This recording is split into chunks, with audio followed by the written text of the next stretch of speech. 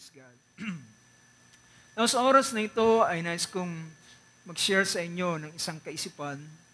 At last Sunday ay tinalakay natin ang isang paksa sa biyaya at tulong ng ating Panginoon.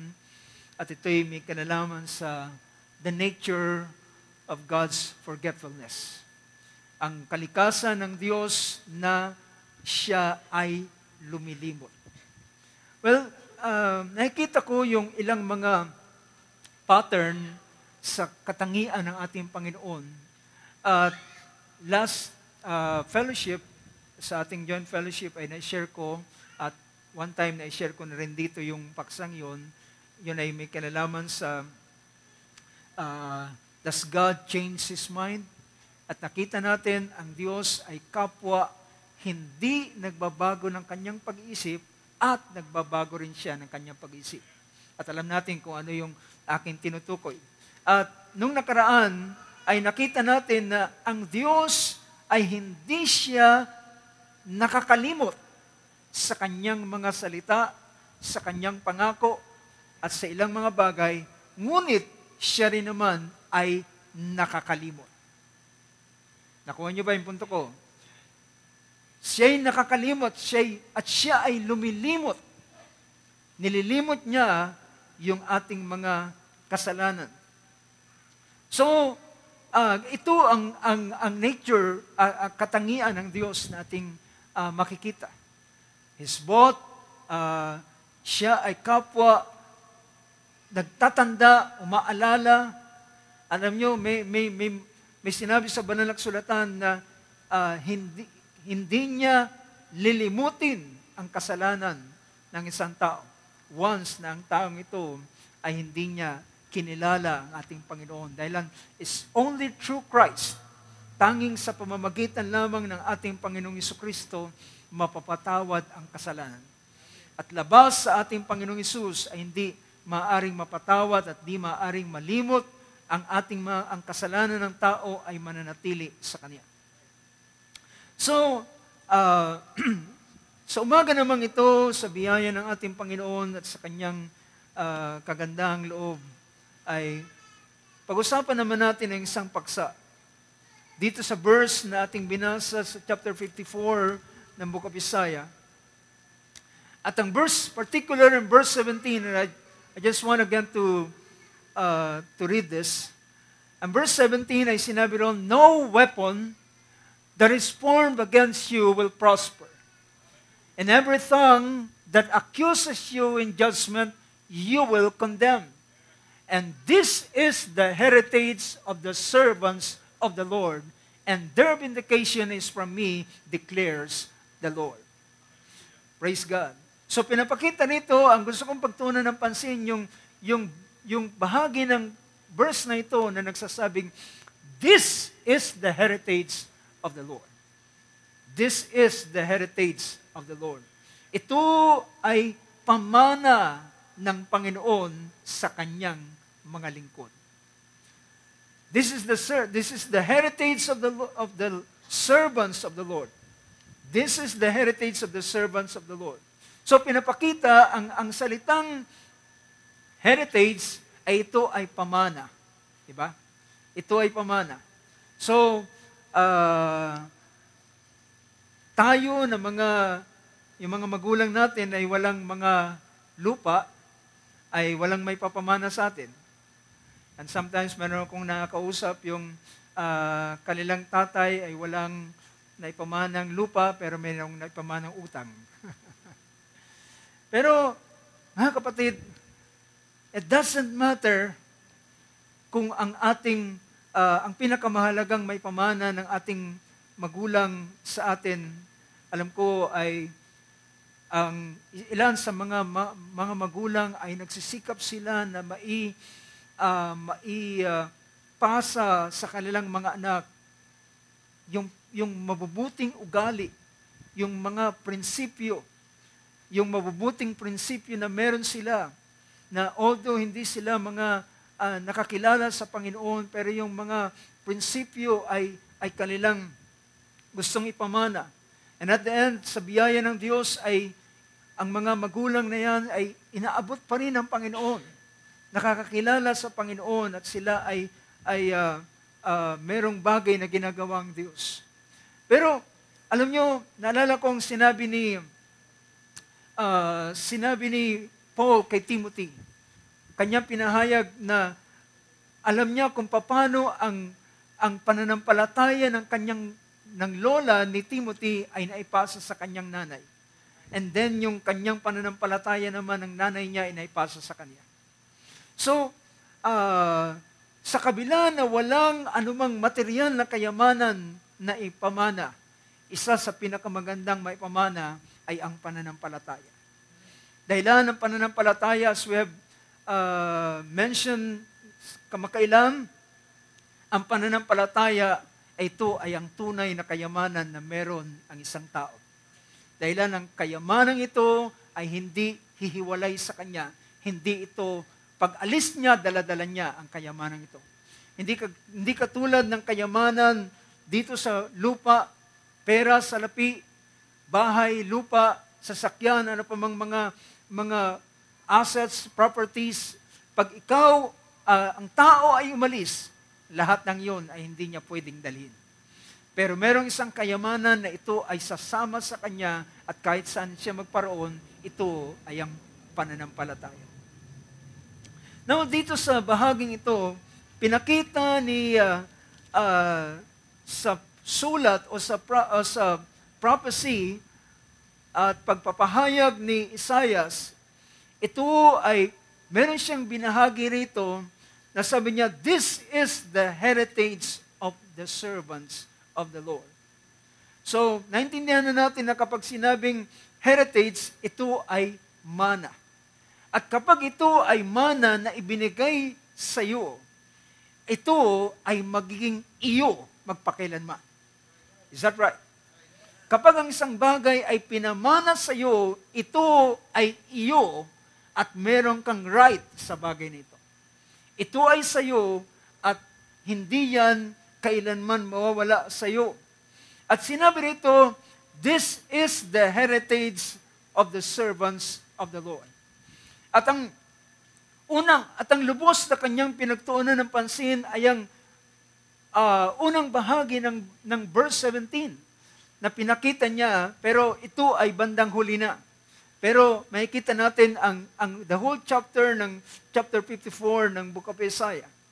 Pinakita rito na no weapon that is formed against you will prosper.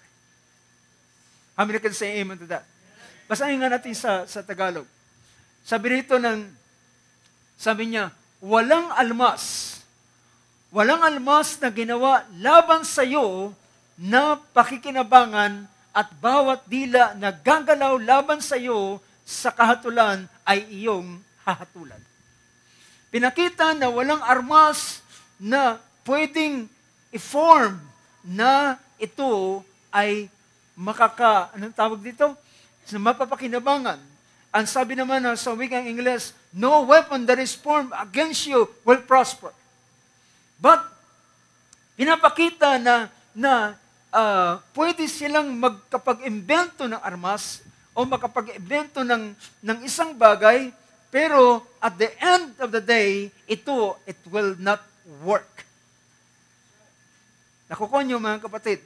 Makakapag-devise sila, makakapag-form sila, makakapag-gawa sila ng weapon o ano pa man riyan, pero at the end of the day, it will not work, or sabi pa ng isang mga ngaral na aking narinig, it will malfunction.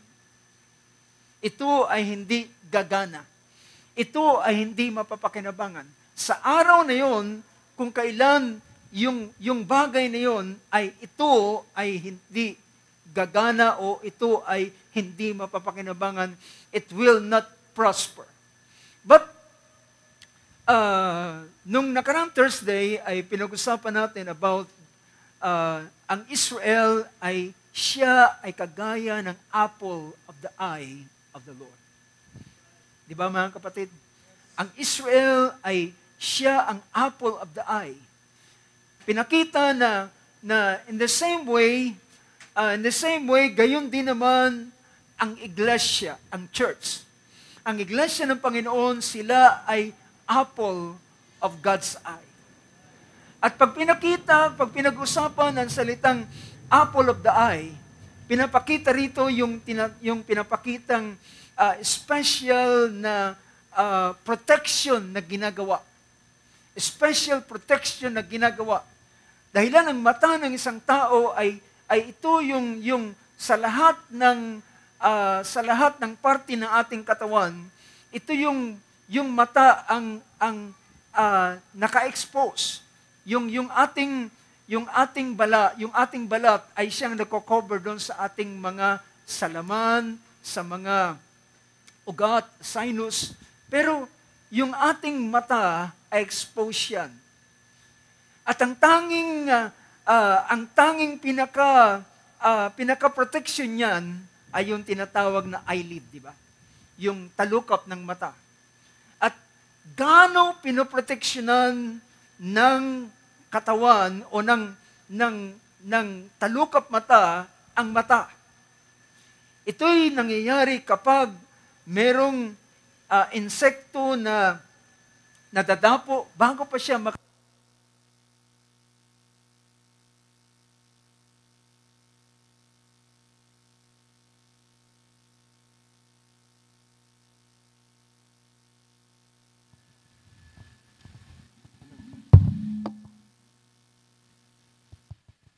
Okay.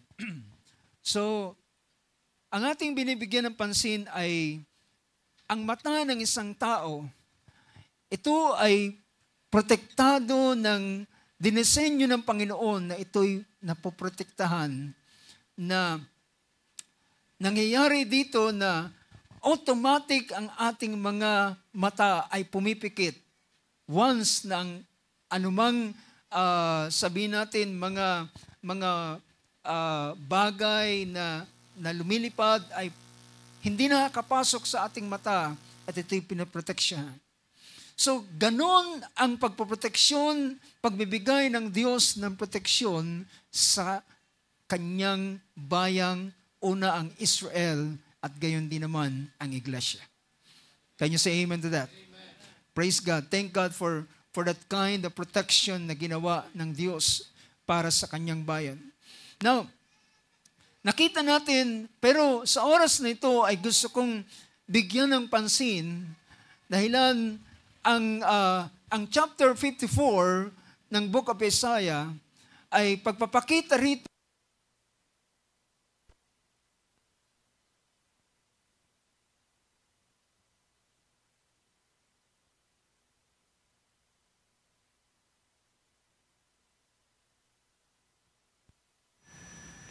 Okay.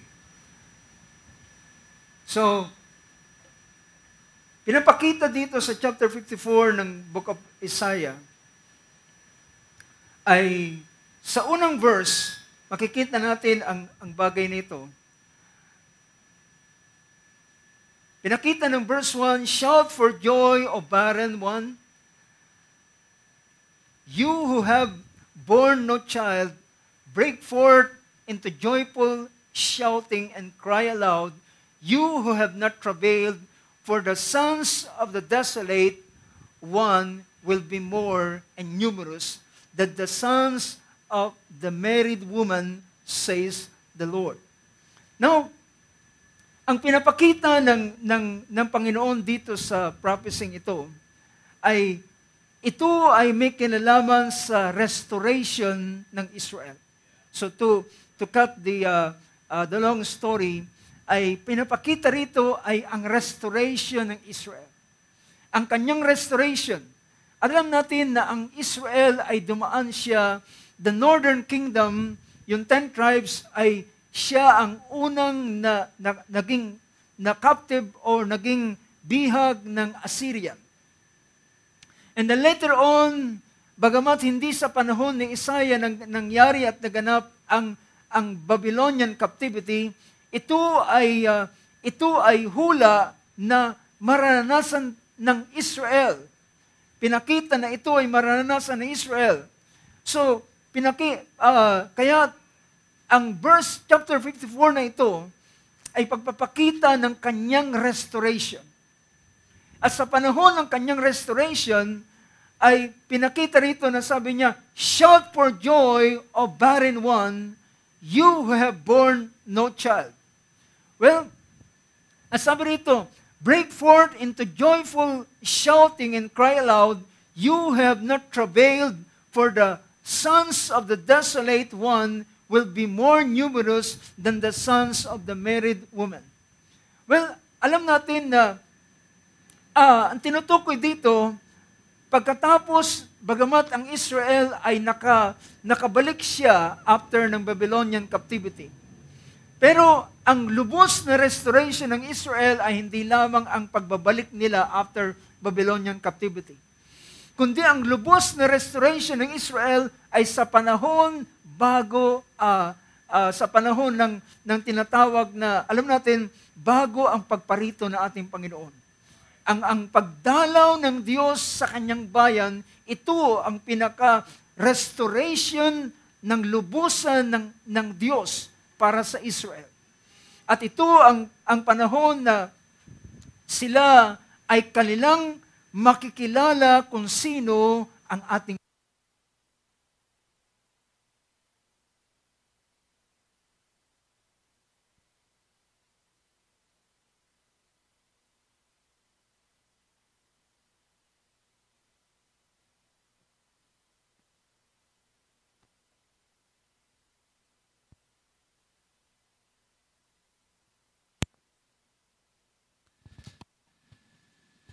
Hello. Okay. So balik tayo. Ang binibigyan ko ng pansin ay pinapakita ko na ang lubos na restoration ng Israel ay sa panahon ng ang Panginoon ay gagawa ng ikalawang tipan sa kanila. Yung ikalawang tipan sa kanila, na ang unang tipan ay ito ay ang laws, at ang pangalawang tipan ay walang iba kundi ang kagaya ng ating naranasan sa ating paglilingkod sa Panginoon. So, pinakita rito na sabi niya, "Enlarge the place of your tent." So, pinapakita rito na muli palakihin nila ang kanilang border. Dahilan ang Panginoon ay gagawa ng pagpaparami sa kanila muli. Sabi ng verse 3, "For you will spread abroad to the right and to the left, and your descendants will possess nations and will resettle the desolate cities." So, makikita natin dito, ito ang kabuuan na pinapahayag niya ay ang higit sa lahat na mabibigyan natin ng pansin ay ang panahon ng pagparito ng ating Panginoon sa panahon ng pagtatayo ng kanyang kaharian. Dahil sabi rito so hindi ko mabibigyan ng pansin ng ilang mga verses, pero gusto kong kunin ang ilang mga partikular na talata rito. Sa verse 4, "Fear not, for you will not be put to shame." So, ang Panginoon ay nagbibigay ng pangako sa Israel na sabi niya, "Huwag kang matakot." Sabi niya, "Sapagkat kayo ay hindi na malalagay sa kahihiyan." Alam niyo ba na maraming pagkakataon ng Israel ay inilagay talaga ng Diyos sa kahihiyan? And usually ang description ng ating Panginoon kay Ezekiel ay siya ay naging hubad at nalabas ang likurang bahagi niya. So ito ay pagpapakita ng kanyang kahiyan. Ang pinapakita rito nang sila ay maging captive sa Assyrian, sa Babylonian, at nang sila ay madisperse. So lahat ng ito ay pawang pagpapakita na sila ay na-humiliate. Verse 4, "Fear not, for you will not be put to shame. And do not feel humiliated, for you will not be disgraced." Sapagkat kayo, sabi niya, "For you will not be disgraced, but you will forget the shame of your youth, and the reproach of your widowhood you will remember no more." No, yung tinutukoy dito na the shame of your youth ay nung sila ay naging alipin sa Egypt. At yung widowhood naman nila ay sa panahon ng sila ay itakwil ng Panginoon na bagamat siya'y asawa, siya'y parang inihiwalay. Ganyan ang kanyang naranasan. Verse 5, for your husband is your maker, whose name is the Lord of hosts, and your Redeemer is the Holy One of Israel, who is called the God of all the earth.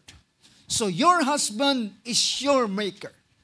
Ang kanyang asawang lalaki ay ang Diyos na may likha ng lahat ng mga bagay. At siya rin ang siyang naglikha sa kanya.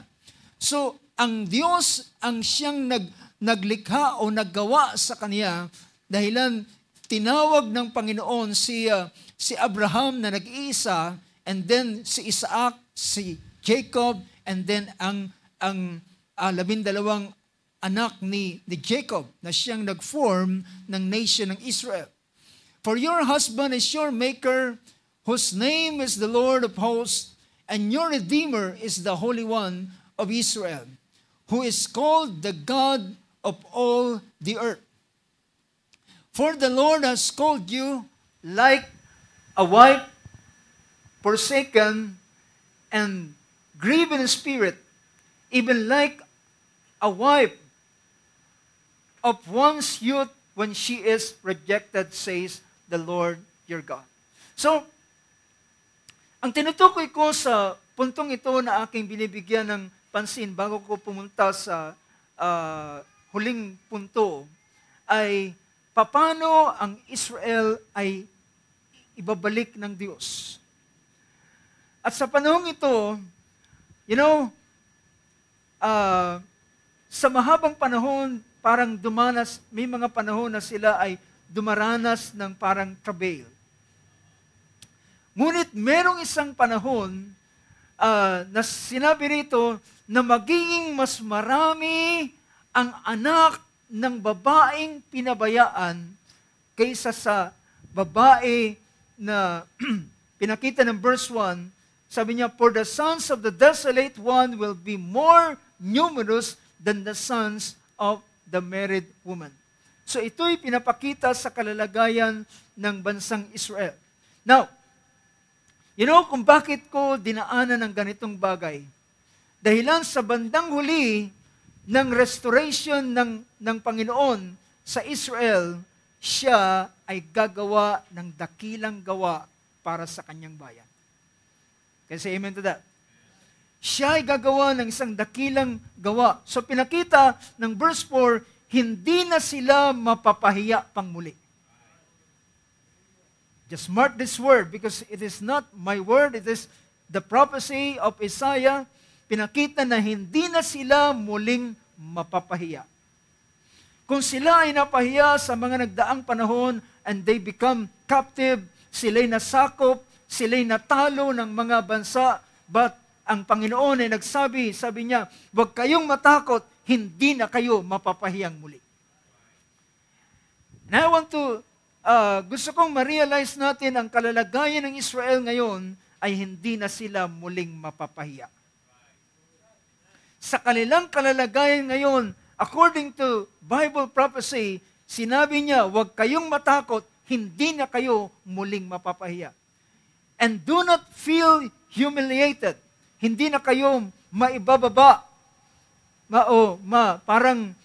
maipapahiya. For you will not be disgraced, but you will forget the shame of your youth and the reproach of your widowhood. You will remember no more. Makakalimutan mo ang lahat ng mga bagay na yan. Sabi rito, sabi ng verse 8, in an outburst of anger, I hid my face from you for a moment. Dahilan sa aking kagalitan, ikinubli ang aking mukha sa iyo, at sa ilang sandali, in an outburst of anger, I hid my face from you for a moment, but with everlasting loving kindness, I will have compassion on you, says the Lord, your Redeemer. See? Sabi ng Panginoon na iyong manunubos, na iyong tagapagtubos. And verse 9. So gusto kong i-mark natin yung mga bagay nito na ang Israel ay hindi na mapapahiyang muli. At sinabi niya, sa ilang sandali, ikinubli ko ang aking mukha sa iyo, ngunit sa walang hanggang pag-ibig ay aking ipapakita ang aking kahabagan sa iyo. Verse 9, for this is like the days of Noah to me. Pansinin ninyo ang pangungusap nito. Verse 9, sabi ng wikang Tagalog, sabi niya, sapagkat ito ay parang tubig ng panahon ni Noe sa akin. Ang tinutukoy niya, pagkatapos ng baha, anong ginawa ng Diyos kay Noah? Ang Diyos ay gumawa ng tipan. Diba? Gumawa siya ng tipan. At ang tipan na kanyang ginawa, sabi niya, never again. Never again. Hindi na muling mangyayari na ang tubig ay apawan ang ibabaw ng lupa. Bagkus siya ay gumawa ng sign of the covenant, which is the rainbow. For this is like the days of Noah to me, when I swore that the waters of Noah would not flood the earth again, so I have sworn that I will not be angry with you, nor will I rebuke you. Praise God. Nakikita niyo ba kung ano ang kalalagayan ngayon ng Israel, mga kapatid? Pinapakita na sabi niya, ito ay kagaya ng tubig sa panahon ni Noah.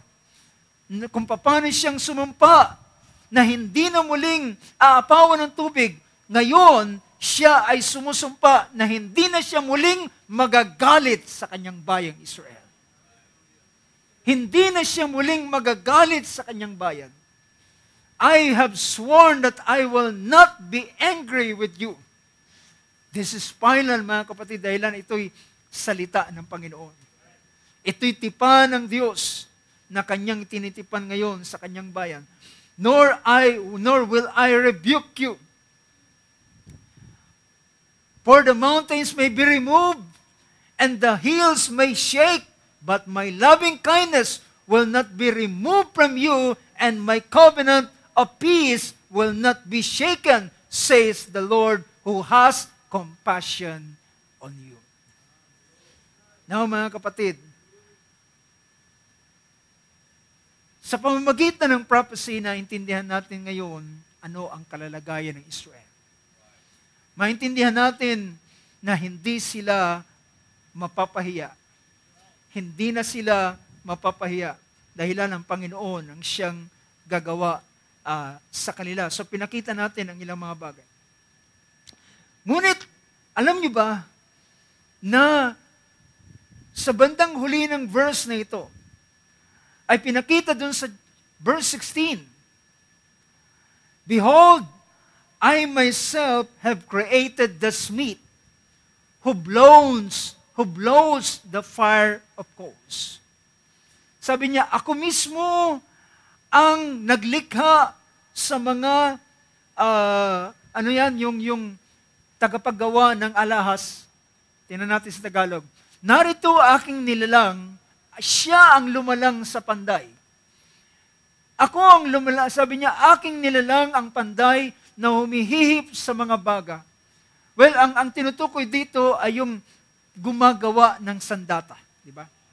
Yung panday ay gumagawa ng itak, gumagawa ng mga instrumento sa pandigma, gumagawa ng mga instrumento yari sa bakal, at ito ay tinutunaw sa pamamagitan ng apoy, at ito ay hinuhubog, pinupukpok ng panday upang maihulma o maihubog niya para maging isang sandata. Sabi niya, aking nilalang ang panday na humihip sa mga baga at naglalabas ng kasangkapan. See? Ang finished product niya ay yung mga weapon, yung mga klase ng sandata. Dahilan, ang description dito, dahilan sa unang panahon, ang lahat ng sandatang pangdigma ay mga tabak, palaso, etc. So yan ang mga paraan. So, behold, I myself have created the smith, siyang gumawa sa panday, at humihip ng baga naglalabas ang kasangkapan para sa kanyang gawa. Ito yung kanyang finished product. At aking nilalang ang manglilipol upang manglipol. Siya rin ang gumawa ng mga manglilipol, katulad, ang tinutukoy niya, katulad ng ano? Katulad ng Babylon, katulad ng Assyria, na ginawa niya itong pamalo para sa kanyang bayan. Ngunit, nang ang Assyria ay gusto nang lumabis at gusto niya nang saktan at lumabis doon sa gustong ipagawa lamang ng Panginoon sa kanya, well, ang Diyos ay winakasan ang kanyang paghahari. Nakukuha niyo yung punto, mga kapatid. Hindi maaring magmalaki, di ba? Hindi maaring magmalaki yung sandata doon sa may hawak ng sandata. Diba? Ang Diyos ang siyang gumawa ng sandatang ito. Tinawag na battle axe. Tinawag sila na ang Syria ay pangsira ng Panginoon. Pero sabi niya, hindi maaari na ang kasangkapan ay humigit doon sa may hawak sa kanya. So siya ang gumawa. Sabi rito, I have created the destroyer to ruin. But in verse 17, ay siya nagsabi, no weapon that is formed against you will prosper. Because, ang dahilan dito, mga kapatid, dahilan siya ang lumilikha nito. Alam nyo, kagabi, tinitingnan ko ang ilang mga scientist, or rather, sabihin natin, mga inventor. Ilan sa mga inventor ang pumatay sa mga inventor na ito ay ang sarili nilang imbensyon. May mga ganong kaso. Alam nyo, bago po tayo nagkaroon ng tagumpay na nakakalipad sa kalawakan, maraming mga inventor na nagbuwis ng kanilang buhay. Bago naka-imbento ng isang perfect na parachute, ilan sa mga inventor ang nagbuwis ng kanilang buhay. Merong isang lalaki, hindi ko tanda ang kanyang pangalan, nag-imbento siya na parang magsisilbing parachute. Yung una, sa kanyang mga testing, ay naglagay siya ng dummy at nakita niya na kayang-kayang makalapag na safe yung dummy. Pero sa panahong yon ng demonstration ng kanyang invention, ay supposed to be dummy ang gagamitin, pero naglakas siya ng loob na siya mismo ang magsuot ng parang parachute na yon. Before that, it was perfectly invented the parachute. Ang kanyang ginawa, yung sa isang unang, yung unang palapag o unang bahagi ng Eiffel Tower, ay doon siya pumosisyon, sinuot niya ang kanyang invention at siya ay tumalon. At yun ang naging cause ng kanyang kamatayan. So my point is this, mga kapatid. Merong mga inventor na ang pumapatay ay ang kanilang sariling imbensyon. But not so with God. Imposible na siya ang gumagawa at yung kasangkapan na kanyang ginagawa ay siyang papatay doon sa kanyang minamahal. Diba? Kaya yan ang dahilan kung bakit sinabi ng ating Panginoon, no weapon that is formed against you will prosper. Dahilan ng mga ang mga taong ito na matatalino at marurunong ay binigyan lamang sila ng Diyos ng bahagi upang madiscover ang ganitong klaseng karunungan. But it will not be, ito ay hindi mangyayari na ito ay magiging kanilang kasangkapan para puksain ang kanyang bayang Israel. At sabi rito, no weapon. Now, alam niyo ba na wag lamang nating tingnan ang salitang weapon sa pamamagitan ng mga tabak o ano pa mang mga klase ng mga ammunition at kagaya sa ating panahon. Well, kapag sinabing weapon, mga kapatid, ang weapon na yan ay hindi lamang ito, kundi ito ay makikita natin. Ang mga weapon na yan, ito ay maaaring isang pagpaplano o kaisipan o mga sabihin natin ng mga bagay na kanyang pinaplano para sirain ang bayan ng Diyos. Now, sa isang pangyayari po na gusto kong i-cite sa inyo sa oras na ito.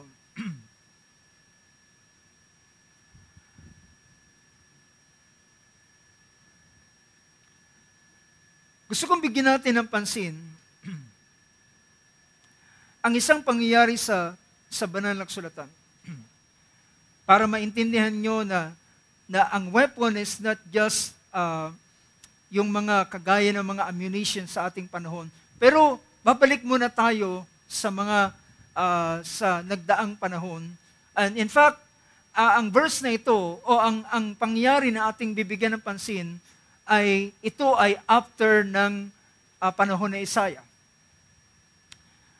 Sa isang panahon, ito ay habang si Daniel ay nasa after ng Babylonian, alam natin ang sumunod na kaharian dito ay ang Persia.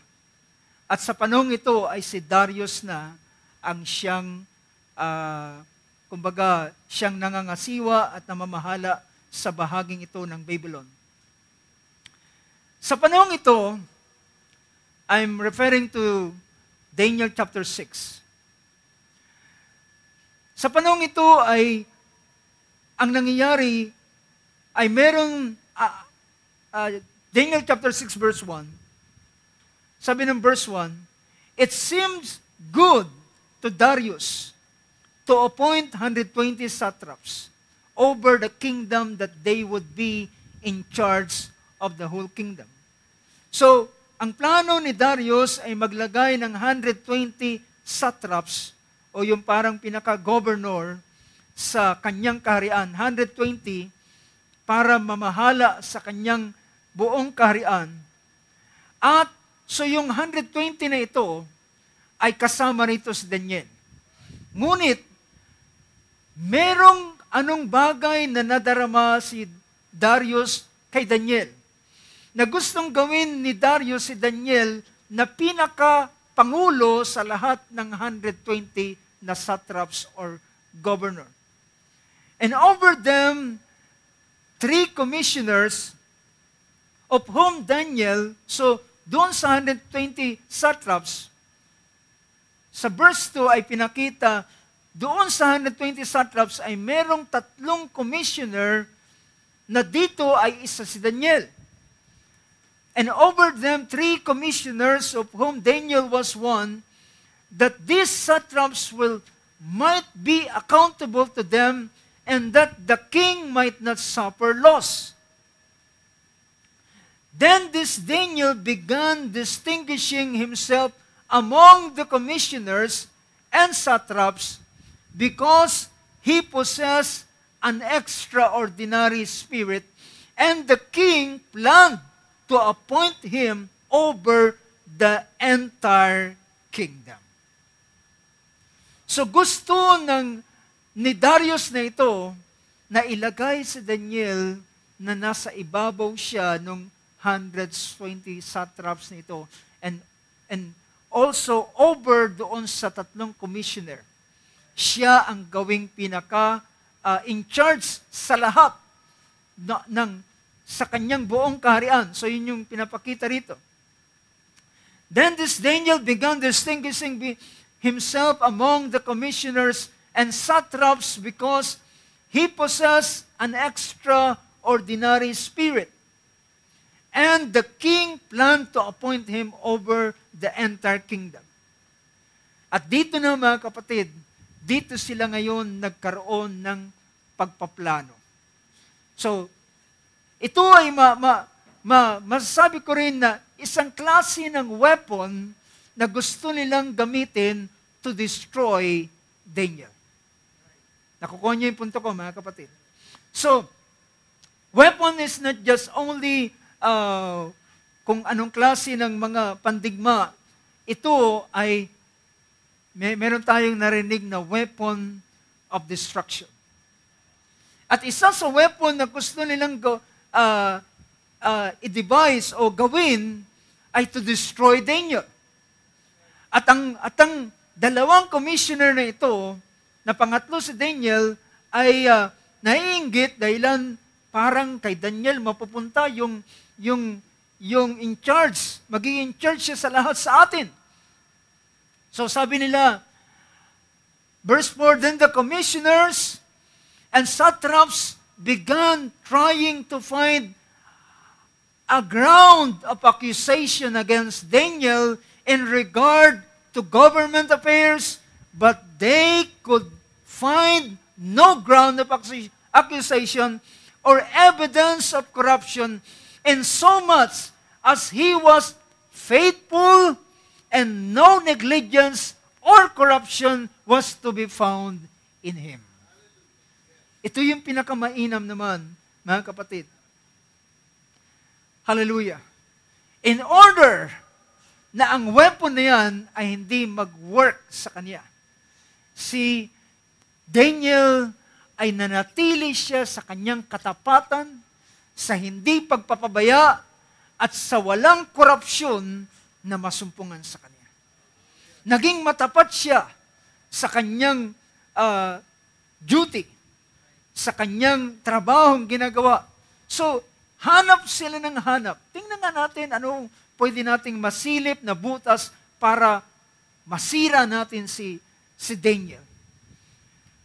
But, sabi rito, habang sila'y naghanap, they couldn't find no ground of accusation against Daniel in regards sa kanyang paglilingkod. At wala rin silang makitang kahit anong ebidensya ng korupsyon o ng kawalan ng katapatan ng kanyang pagpapabaya sa kanyang trabaho. Then this man said, sabi rito sa verse 5, we will not find any ground of accusation against this Daniel unless we find it against him with regard to the law of his God. Wala tayong makitang korupsyon sa kanya. Wala tayong masilip na kawalan ng katapatan niya. Pero meron akong alam na meron tayong masisilip na butas sa kanya kung ating gagawa tayo ng isang paraan para masilipan siya doon sa batas ng kanyang Diyos na pinaglilingkuran. At ang ginawa ng mga commissioner na ito ay nagkaroon sila ng agreement. So they devised a plan, nag-create sila ng plano, and it is also a weapon to destroy Daniel. Then these commissioners and satraps came by agreement to the king and spoke to him as follows, King Darius, live forever.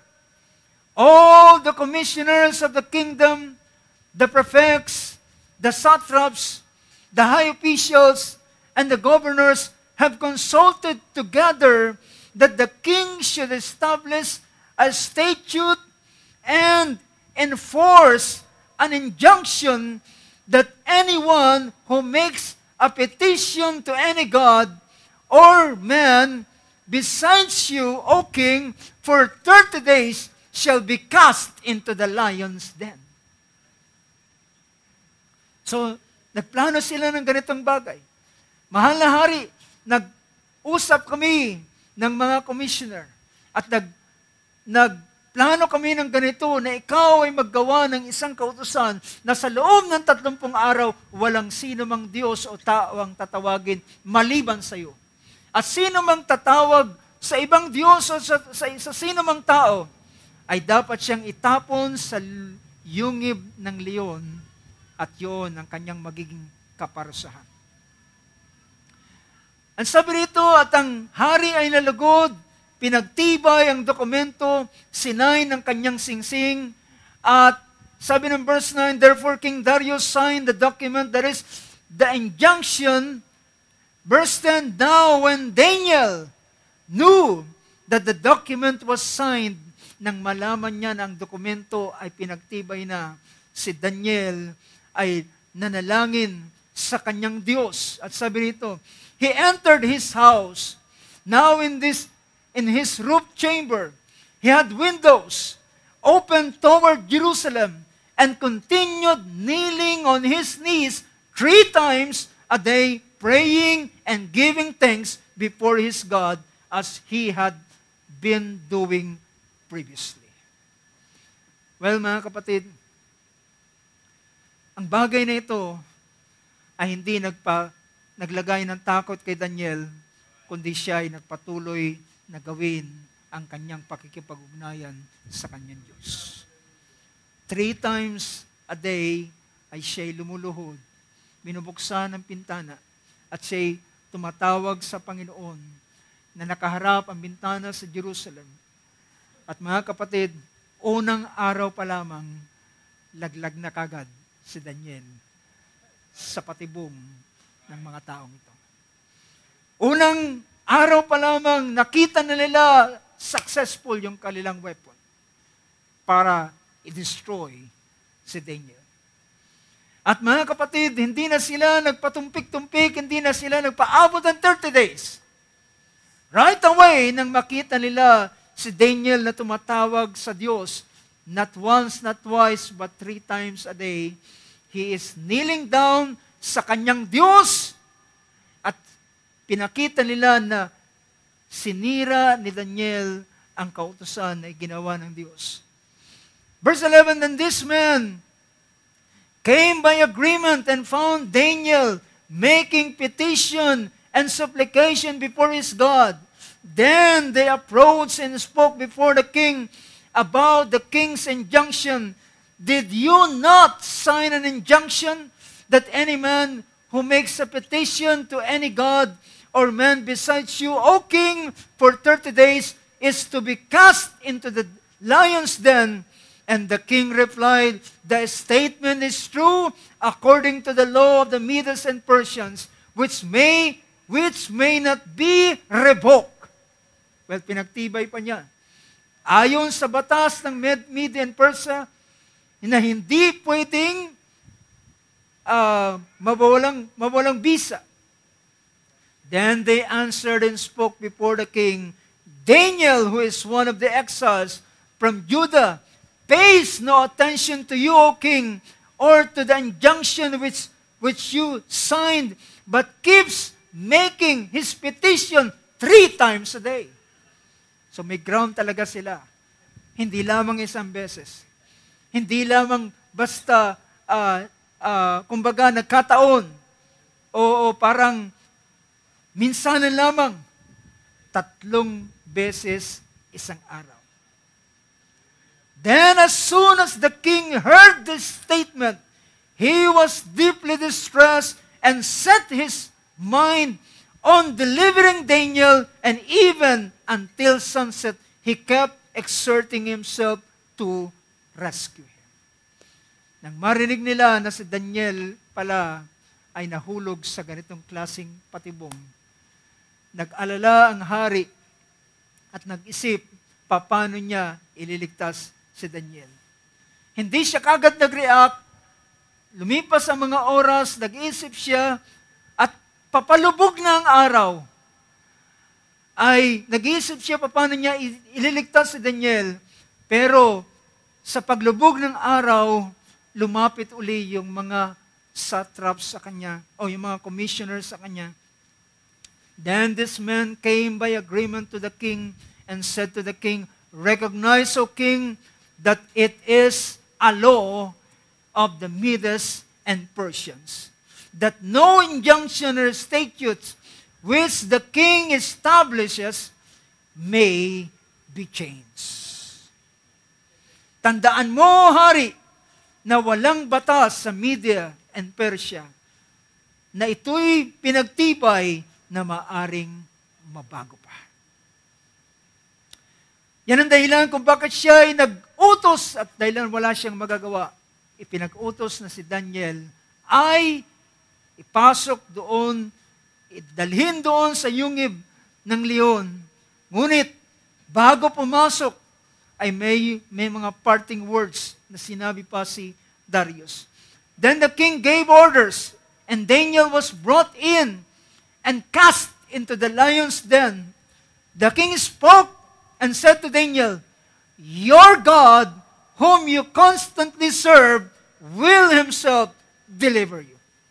What a blessing. It's Darius who pronounced the blessing to Daniel. Sabi niya, "The Lord, your God, whom you constantly serve, will himself deliver you." At alam natin kung anong nangyari, mga kapatid, halos buong magdamag, siya'y nag-fasting. Yung fasting ay hindi lamang pagkain. Nag-fasting siya kahit sa mga entertainment. Walang entertainment, walang manunugtog. Lahat ay pinaalis niya at siya ay nagpag-isa.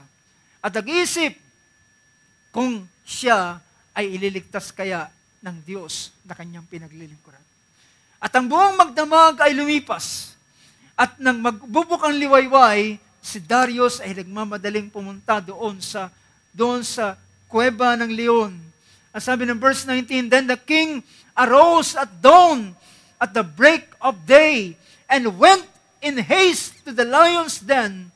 And when he had come near the den to Daniel, he cried out with a troubled voice." Ibig sabihin, sumigaw siya na nanginginig na boses kung siya kaya ay niligtas ng Panginoon.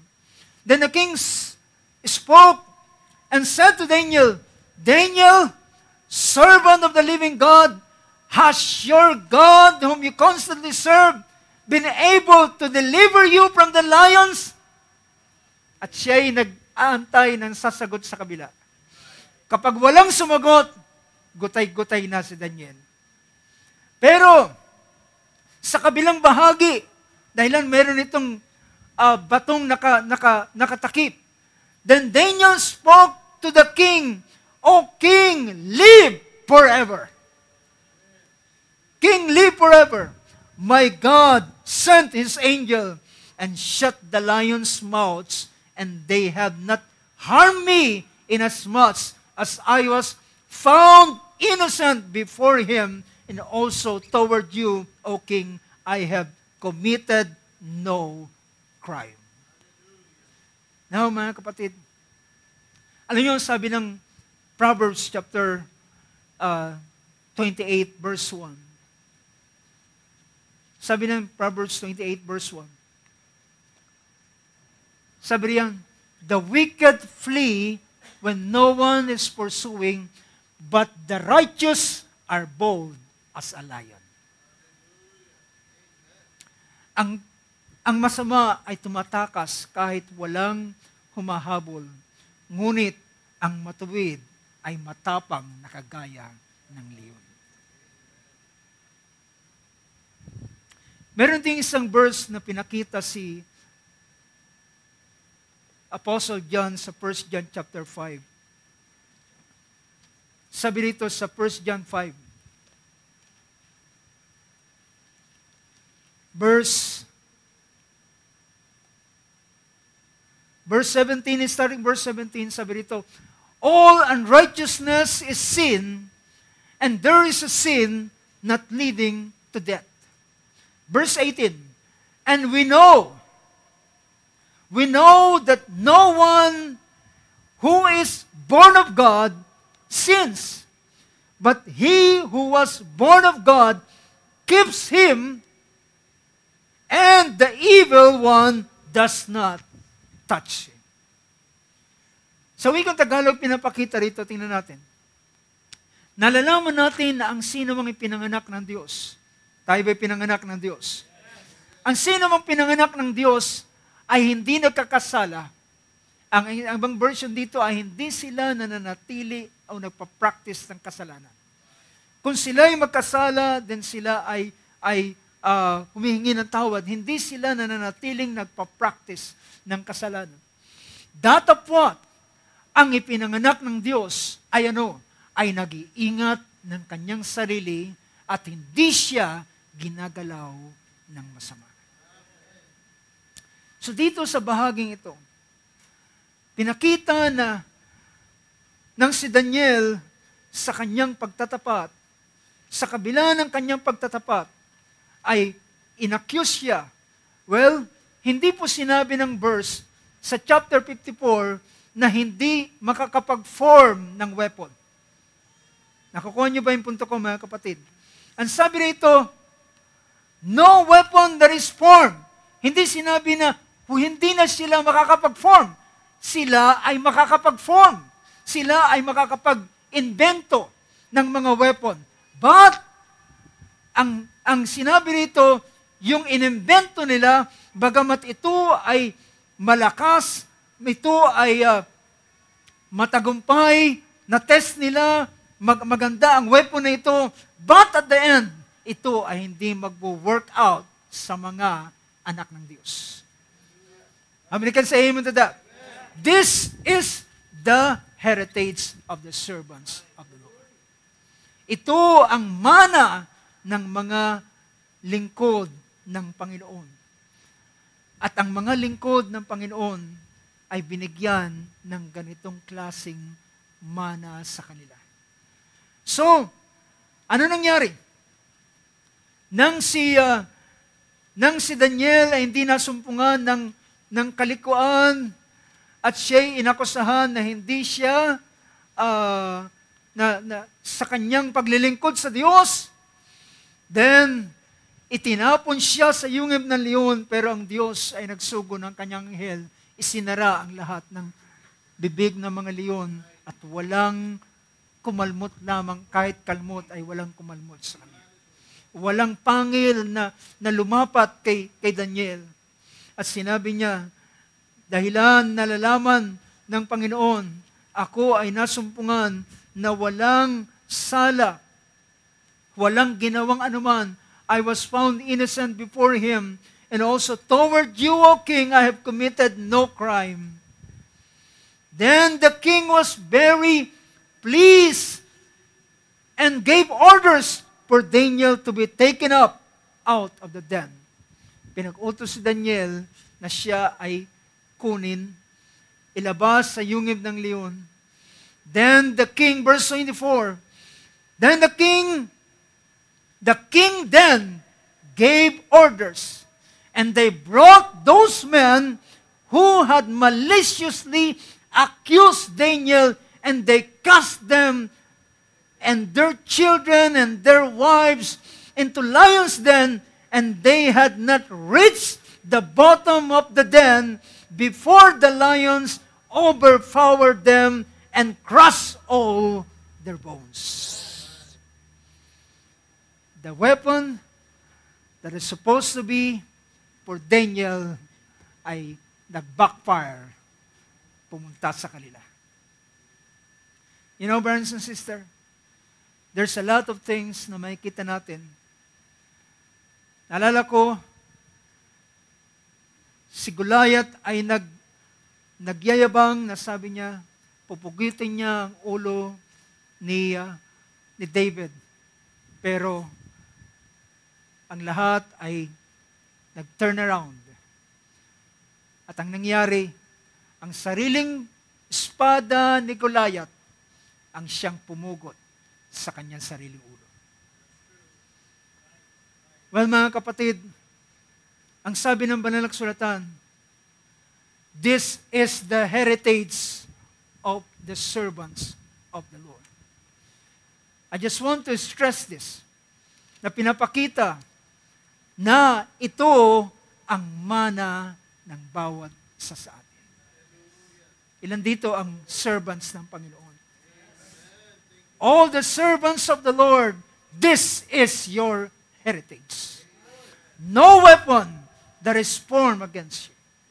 No weapon that is formed against you will prosper. Yes, they can devise, pwede silang magplano, pwede silang napakaganda ng plano nila at magiging parang successful ang lahat. But at the end of the day, it will not work sa mga servants of God. But rather, ito ay magbabackfire at ang papatayin nito ay sila na maliciously na gustong i-destroy ang mga lingkod ng Diyos. Well, I remember, mga kapatid, we don't have enough time, but I remember Haman, the Agagite, the enemy of the Jews sa panahon ni Esther. Si Haman, naghahaman sa posisyon at sa papuri at gusto niyang niyuyukuran. Nakita niya si Mordecai na hindi yumuyukod sa kanya at nagalit siya at napag-alaman niya na si Mordecai ay Hudyo at merong ibang kostumbre, hindi yumuyukod sa sino man tao kundi sa Diyos lamang.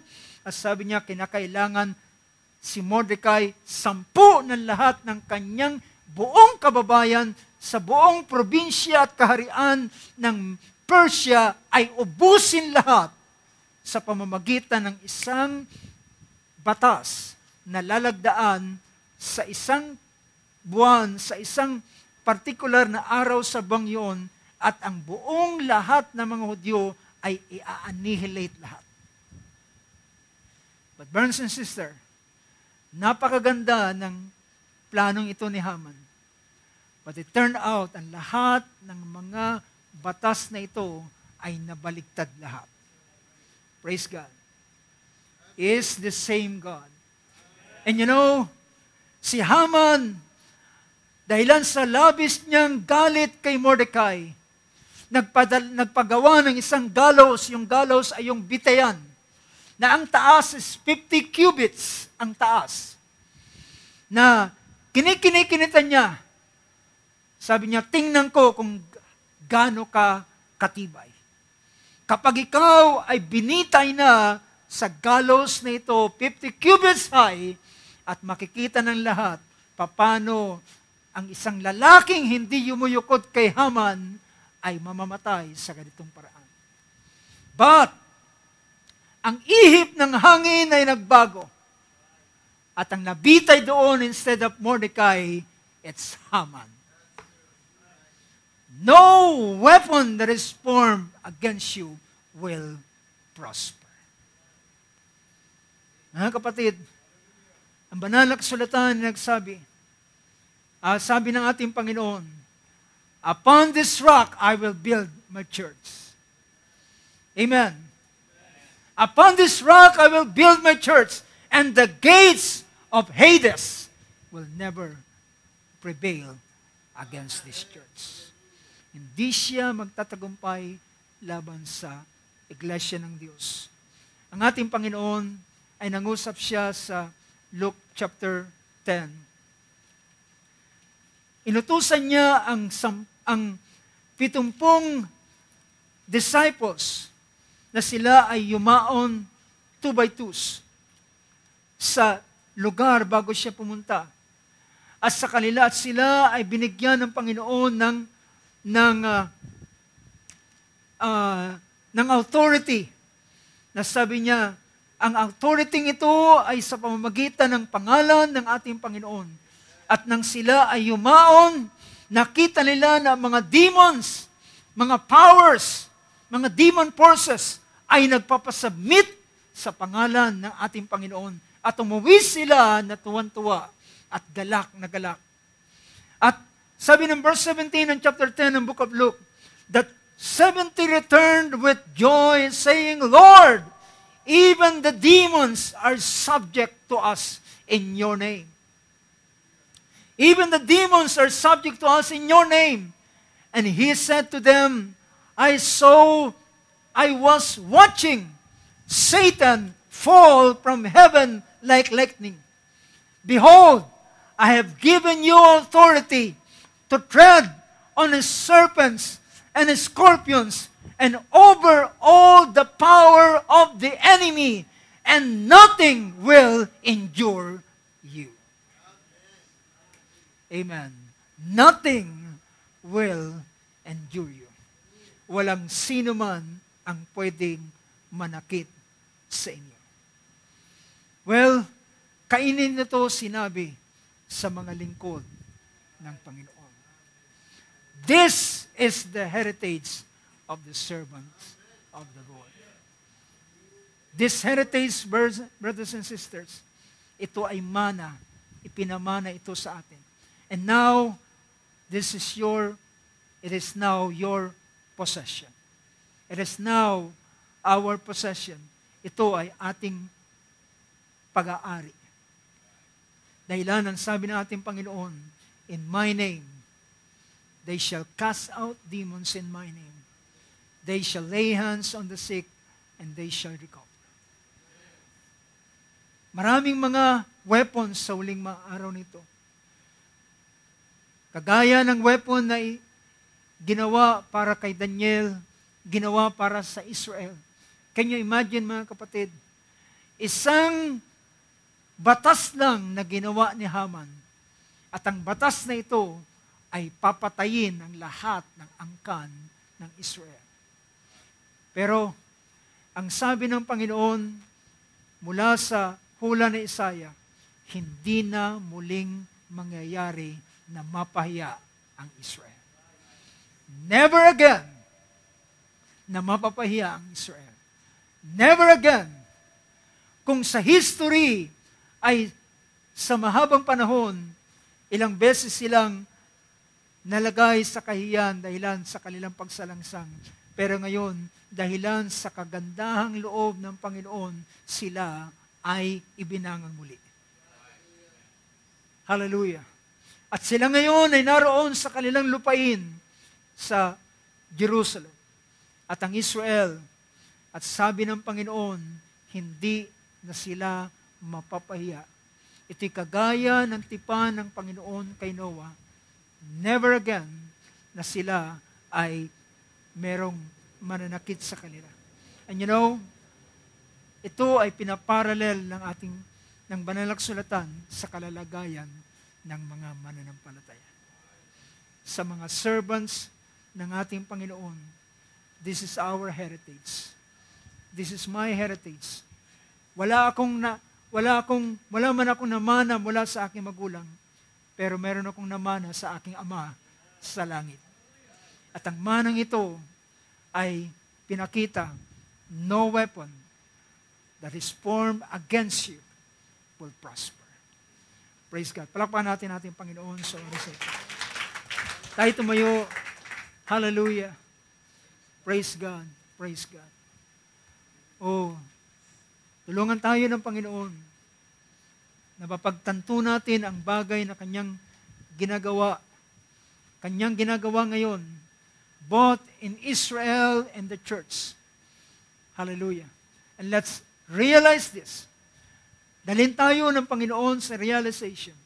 Dalhin tayo ng Panginoon sa revelation, sa kapahayagan ng mga bagay nito. Well, sabi nga kanina, hindi ibig sabihin na ang kaaway hindi na sila makakapag-form ng weapon para sa iyo. Pwede silang makapag-form, pwede kanilang unti-unti na tila gagamitin ito sa iyo. But, just watch ang gagawin ng Panginoon. Nang ang tatlong magkakaibigan ay nanindigan para sa pagkilala lamang sa natanging Diyos ng Israel. At sabi niya, sino man na hindi luluhod sa image na ito, ay tatapon sa nagbabangang hurno na pinainit at doon sila matutunaw. Well, nandyan na yan. Nandyan na yan. Handang-handa na. At hindi sila iniligtas ng Panginoon ng pasimula. At nang sila ay malapit na, hindi pa rin sila niligtas ng Panginoon. Pero nahulog sila mismo doon sa weapon na yon para ma-destroy sila. But, nang naroon na sila, ang Panginoon ay nagpakita. At ang tatlong lalaki ay apat nang kasama nila na sila ay no harm. Walang anumang sakit na nangyari sa kanila, ni napaso man. And brothers and sisters, at ang pinaka matindi sa bagay nito, kahit amoy ng apoy, ng usok, ay hindi sila nag-amoy usok. Tayo kapag napadaan lamang sa mga mauusok at mayroong nagsisiga, pag inamoy mo ang iyong sarili, ang usok. Pero sila ay dinarang sa blazing fire. Pero hindi sila nasupok.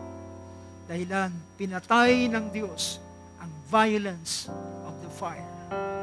The weapon that is formed against them does not prosper. Hindi nagtagumpay. And I believe this is the heritage of the Lord. Ito ay heritage para sa akin. Hallelujah. Kahit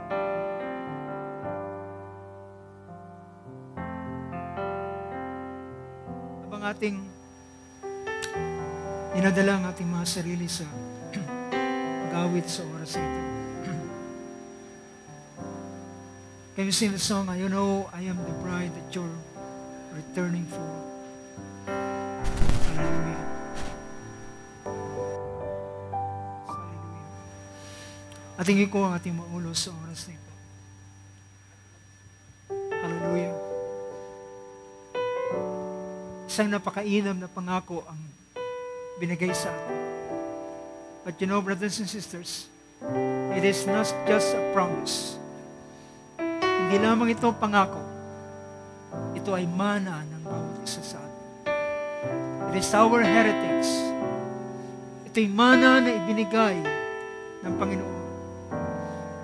Maraming mga mana na nag-aantay sa darating na panahon. Pero merong mga mana na sa oras at sa kasalukuyang panahon ay pwede nating matamasa at mapakinabangan ang mana nito. Huwag nating isipin na ang manang ito ay magta-take effect pagdating ng panahon pa. Ngunit ang manang ito ay mararanasan, makikita natin, hallelujah, mangyayari ito sa mga anak ng Diyos. Hallelujah. Oh, there's no weapon that is formed against you will prosper. How many believes that? Tayo dumulog sa panalangin. Hallelujah. Amang Diyos, alam namin, Panginoon, ang kaaway, there's a lot of weapon, Lord, na pwede niyang gawin, likain. Pwedeng magbango ng tao. Pwedeng ang mga masama ay gumawa ng ilang mga bagay na gusto nilang gawin laban sa iyong mga anak. But Lord God, hallelujah, meron kang bagay na ipinangako at ang bagay na ito ay ginawa mong mana ng bawat isa sa amin. At ito'y sinabi mo, Panginoon, na walang anumang, hallelujah, anumang sandata, anumang armas, ano ito man ay anumang klaseng paraan na gusto ng kaaway upang kami ay iwasak, sirain. Ito, Lord God, ay hindi magtatagumpay dahilan ikaw ang Panginoon mismo na magbibindicate ng bagay na ito. Ikaw ang Panginoon mismo na mag-aaring ganap sa bawat isa na iyong mga anak, O Lord God. Maring kami ay karapat-dapat, hallelujah, na gawa ng ganitong bagay. Ngunit Lord, hallelujah, sino ang magsasakdal laban sa hinirang ng Diyos? Ang Diyos ang siyang umaaring ganap. Praise God, hallelujah. O dakilang Diyos, sa oras na ito, Panginoon, hallelujah, maring may mga iba't ibang klase ng weapon. There are so many forms of this weapon, Lord. Maring may mga weapon ng karamdaman na pwedeng, hallelujah, dumarating sa aming mga buhay. Ngunit Lord God, nangako ka na hindi mo ito, hallelujah, kailanman magtatagumpay laban sa iyong mga hinirang. At kahit man ang kamatayan, sinabi ng iyong mga salita, upon this rock, I will build my church and the gates of Hades shall not prevail against this church. Lord God, we believe it, Lord. Hallelujah. Kung paanong naniniwala kami na meron kang ginagawa sa iyong bayang Israel sa uling araw nito. Israel is the apple of your eye, and as well as the church, Lord God. At ngayon, hallelujah, pinapakita mo na sa Israel, there's no weapon form that will prosper against them. Hallelujah. At gayon din naman sa iglesia sa uling araw nito. O Lord God, nagpapasalamat kami, Panginoon, na iyong ipinaparalel ang kalalagayan ng iyong bayang Israel at ng iglesia sa uling araw nito. And Lord God, hallelujah, thank God, Lord, sa uling araw nito, kami ay kinikilalang mga anak at ni Abraham. Binhi ni Abraham, hindi sa dugo, hindi sa laman, kundi sa pamamagitan ng pananampalataya namin kay Kristo Jesus. At ngayon, kami ay kabahagi sa Commonwealth ng Israel. Kami ay kabahagi, Panginoon, at magtatamasa ng inheritance, Lord God. Hallelujah, na kasama ng iyong bayang Israel, Lord. Purihin ka, Panginoon Diyos. Hallelujah. Amang Diyos, sa uling araw nito, ay nais mong palakarin ang iyong bayan, ang iyong iglesia, ang iyong mga lingkod, Panginoon, na walang anumang bagay na katatakutan. Hallelujah. Sinabi ng Book of Psalms 91, makikita namin, hallelujah, ang masamang bagay niyan, ngunit hindi kailanman makakalapit sa bawat isa sa amin. Lord God, salamat sa bahaging ito. Narito ang iyong mga anak na sumasampalataya sa iyong pangalan. Narito ang bawat isa, Panginoon, na nananampalataya sa iyong mga salita ng pangako. At Lord, sa oras na ito, nais kong itaas sa iyo, Panginoon. Hallelujah. Ang sino man na merong nadaramang pagkatakot sa kanilang mga puso, Panginoon. Dahilan sa ilang mga banta na mga bagay, maring banta ng karamdaman, banta, Panginoon, ng mga tao, banta ng sino man, Panginoon. Lord God, hallelujah, nangako ka na walang anumang sandata laban sa iyong lingkod na magtatagumpay, magpakailan-kailan pa man. O Lord, mangyari sa iyong mga anak, maranasan ng iyong mga anak, maranasan ng iyong mga lingkod, Panginoon, kung paano ikaw ay magsasanggalang sa bawat isa sa amin. Upang iyong ipakita, Lord God, this battle is not ours. This battle is of the Lord. Ang pagbabakang ito, ang pagdigmang ito, ay hindi sa dugo at sa laman, kundi ikaw ang siyang nasa forefront ng bawat isa sa amin. Kami lang ay nasa iyong likuran, Panginoon, at kami ay magtatagumpay dahilan ikaw ang siyang nasa unahan ng bawat isa sa amin. Ikaw ay nasa aming kanan at nasa aming kaliwa, at ikaw ay nasa aming rear guard, Lord, at ikaw rin ang siyang shield ng bawat isa sa amin. Hallelujah. Wherever the point, Lord God, saan mang bahagi at dako, Panginoon, iyong poproteksyonan ang iyong mga anak sa uling araw nito. Lord, pinupuri namin ang iyong pangalan. Tinataas ka namin, Lord. Hallelujah. Ingatan mo ang puso ng bawat isa sa pamamagitan ng iyong mga salita, Panginoon. Ingatan namin ang aming pananampalataya sa pamamagitan ng iyong mga salita, Panginoon. Lord, salamat sa iyong pangako. Salamat sa iyong mga salita. Salamat, hallelujah, sa mana na ibinigay mo sa iyong mga lingkod. At ngayon, ito'y hawak ng bawat isa sa amin. Hawak ng bawat lalaki at babae ang manang ito na aming tatanganan, hallelujah, sa lahat ng araw ng aming buhay. Mawi sa iyo ang kapurihan, karangalan, pagdakila at paglulahati. Ito'y sa pangalan ng aming Panginoong Yesus na aming tagapagligtas. Amen at amen. Hallelujah. Palakpakan natin ating Panginoon. Hallelujah. Shall we shout, praise the Lord? Praise the Lord. Purihin ang pangalan ng ating Panginoon sa uling araw nito. Praise God. Thank God for His Word. Salamat sa kanyang mga biyaya sa atin. Hallelujah.